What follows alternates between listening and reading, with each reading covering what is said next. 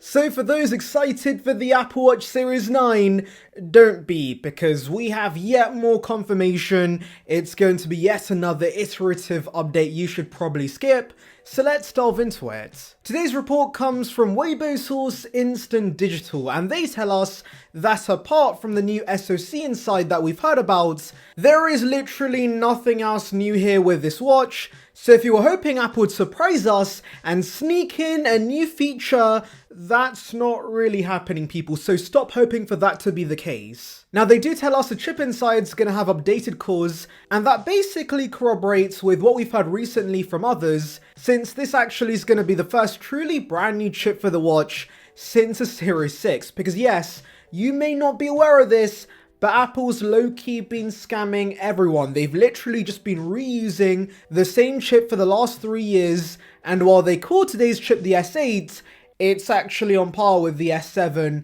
and also the S6. And by the way, would like to remind you guys, like this video and subscribe for more content like this, it would be appreciated. Now, to be fair, for an Apple Watch, these chips are mostly fine because no one's trying to play AAA games on a bloody watch. But nevertheless, slightly faster performance is always appreciated, and Garmin does tell us the S9 in the Series 9 is now on par with the A15. For those curious, the current chips are on par with the A13, so we're jumping to 5 nanometers, which is cool, I guess. Now, I know the spec nerds might be wondering, why is Apple giving us performance on par with a 2-year-old chip? Well, that is a good question, and remember that 3 nanometers, which we're getting with this year's iPhone 15 Pro, is very expensive and also has a low yield rate. So sticking to the A15 as a base for this chip makes sense because they're already using A15 in so many other products. It's in the Apple TV, the iPad mini, the iPhone 13 and 14 that of course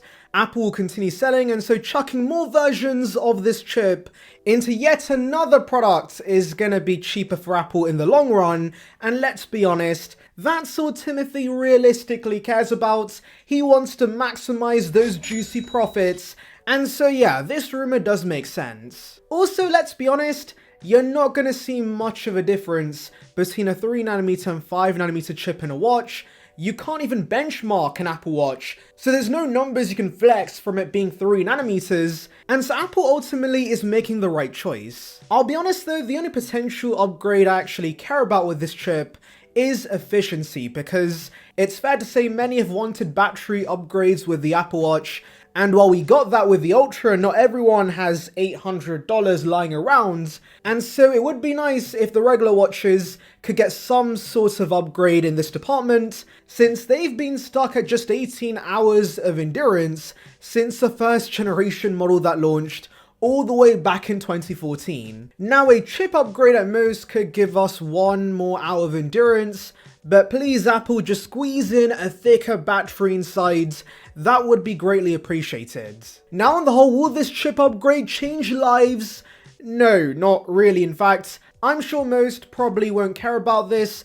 Ask any regular Joe if their Apple Watch is slow, and I'm sure most are gonna say no, that's not the case. I've even had 0 issues with the Series 6, but of course, people hold onto watches for years, so down the line you could notice the advantage of having that additional performance. Take for example the Series 3, this had decent performance at launch, but of course as the hardware got older it became a sluggish mess and became so frustrating to use, many just wanted to throw their watches off a cliff. So buy the Series 9 for the additional support it could get, but don't buy it thinking it's going to be radically faster out of the box. And ultimately guys, as I've been recommending for a while, I still think you should be looking around to see if there's deals on older watches, because new models rarely get that many big changes nowadays, and older models drop in value very fast. Unlike iPhones, Apple Watches have abysmal resale value, and so me being the cheapskate I am, I managed to get the Series 6 for around £100 just after the Series 7 launched, which I was very chuffed about.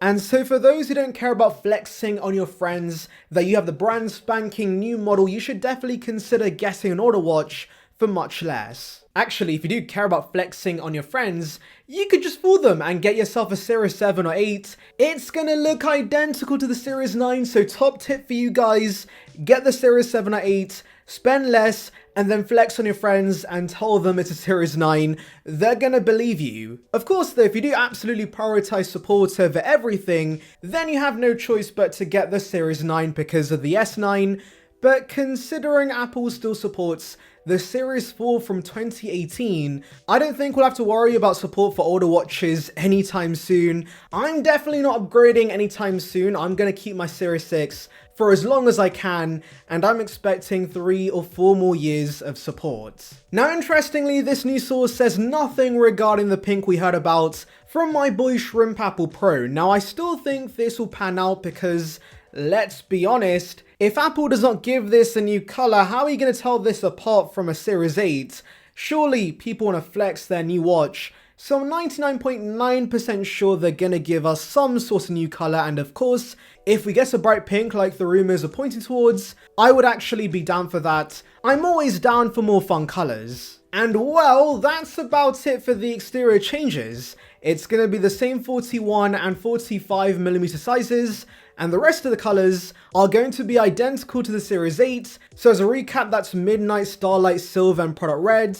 I'll be honest though, I'm still low-key pissed Apple's continuing with this Midnight and Starlight rubbish. Just stick to regular colors. I don't need my silver to have a tinge of beige in it. It should just be silver. Actually, scrap what I just said because there will be one exterior change I forgot to mention that's absolutely gonna change lives. And that's a new band. Because yes, when Apple can't be asked to give us a new design, they give us a new fancy band instead. That should distract us. So what will this new mysterious band be for the Series 9? Well, it's going to be made out of a woven fabric material and it's going to feature a magnetic buckle similar to, of course, the modern buckle band Apple currently sells. So yes, based on the concept images, this looks pretty smart. However, as per usual, Apple's going to be charging a ridiculous price for this band. It's going to be $99, and guys, I cannot justify spending $100 on one band. Like literally, if you think about it, it's just a piece of fabric, so yes, I'm not buying this. I'm gonna stick to my cheap sport bands. You're never gonna catch me spending $100 on a bloody band.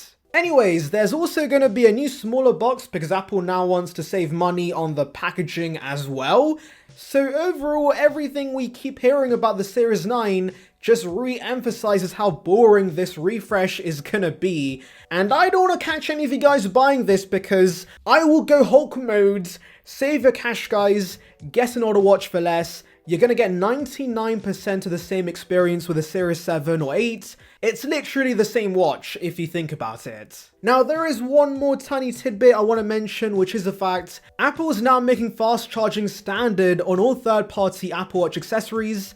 Allegedly, when Apple first introduced this, there was a shortage of these modules, so not every accessory maker could implement this, but now Apple's only producing these modules. So yes, all these random stands you find on Amazon and eBay, they have to support the faster speeds, which is great news for consumers because you definitely might need a recharge with how poor battery life can be on the base watches. Anyways, let me know your thoughts in the comments, make sure to like and subscribe for more content like this, and thank you for watching.